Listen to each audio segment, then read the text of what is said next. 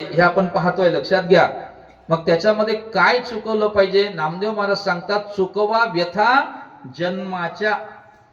या जन्म मरणाच्या व्यथा चुकवा. आवश्यक आहे चुक, त्याच्याकरता जी ज्ञानेश्वरी आहे. आपल्याला काही पुन्हा जन्माला यायचं आहे का? पुन्हा मरायचं आहे का? पुन्हा 84 लक्ष योनी भोगायची आहे का आपल्याला? खरं सांगू का, आपण सगळं खाऊन मनुष्य देहात आलो. बरं, सगळं आपण काय काय नाही खाल्लं. आपण डुक्करही होतो. आपण गावाच्या बाहेर हसून राहिले तुम्ही, वस्तुस्थिती आहे. 84 लक्ष योनी भोगून जर आपण आलो असेल तर 84 लक्ष योनी डुक्कर येते का नाही? येते की नाही, बोला ना. मग 84 लक्ष योनी जर आपण भोगून आलो असेल तर आपण डुक्करही होऊन गेलो.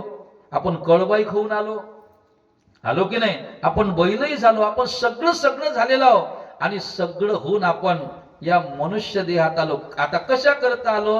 का पुन्हा डुक्कर होऊ नये, पुन्हा कुत्रा होऊ नये, पुन्हा आपण बैल होऊ नये.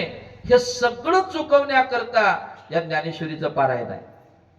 या ज्ञानेश्वरीच्या पारायणाने हे सगळं चुकवणार आहे. ऐका, हे सगळं चुकणार आहे. आपलं मरणाचं दुःख अति भयंकर आहे, अति भयंकर. मी काय सांगत होतो, खाली टाकलेल्या माणसाला आपण भेटीला जातो की नाही? माहिती आहे ना, सगळ्या गावात आहे की नाही? एखाद्या माणसाला खाली टाकलं, मग आपल्याला असं वाटतं, तो कितीही दुश्मन असला, एखादा मनुष्य कितीही वाईट असला, पण त्याला जर खाली टाकलं तर मरता मरता आपण त्याला पाहायला जातो, त्याच्या भेटीला आपण जातो, सगळेच जातो आपण. मग त्याच्या भेटीला गेल्यानंतर मला फक्त एवढं सांगा, खाली टाकलेल्या माणसाला जेव्हा आपण भेटायला जातो, आपण त्याच्याशी बोलण्याचा प्रयत्न करतो, त्याचं लक्ष आपल्याकडे असते का? तुम्ही बारकाईने पाहिलं नाही का?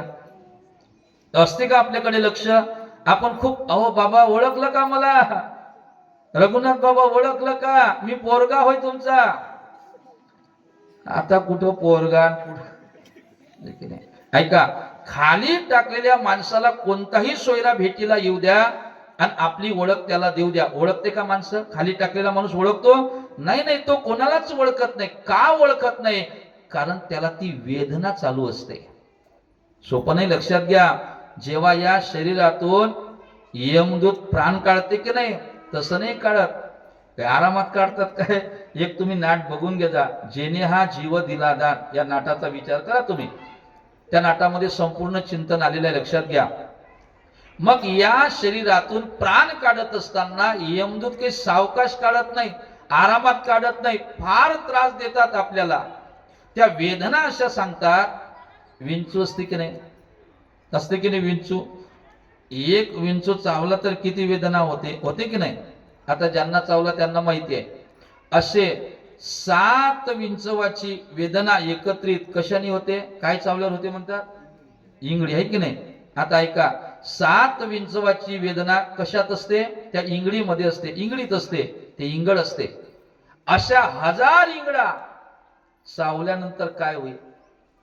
शास्त्र सांगते बर का, अशा 1000 इंगळा एका वेळेत चावल्यानंतर जी वेदना होते, ती वेदना मरताना होते.